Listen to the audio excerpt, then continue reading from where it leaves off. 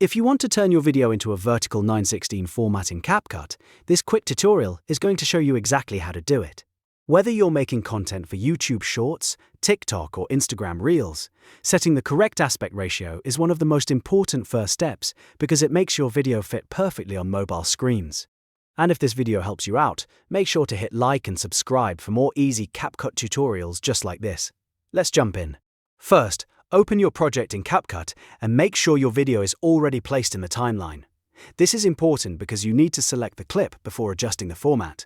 Once your video is on the timeline, click on the video clip so it becomes active. After that, look under the preview player where you'll see the ratio option. This is where CapCut lets you change the canvas size for your project. Click on Ratio, and you'll see different aspect ratio options appear. From that list, choose 9:16. This is the vertical format that works best for short-form content and mobile-first videos. As soon as you select it, your preview screen will switch to the taller vertical layout. Now that the canvas is set, the next step is to adjust the position and scale of your video.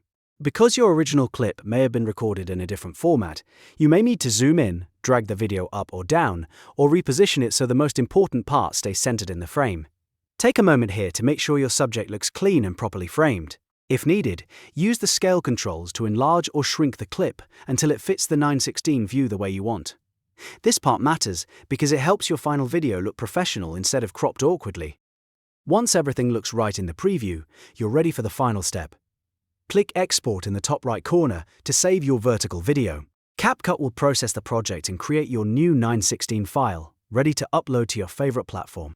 And that's it. You've now changed your video to 9:16 in CapCut, adjusted it for the best fit, and exported it successfully. If this tutorial helped, please hit the like button, subscribe to the channel, and turn on notifications so you never miss the next CapCut editing guide.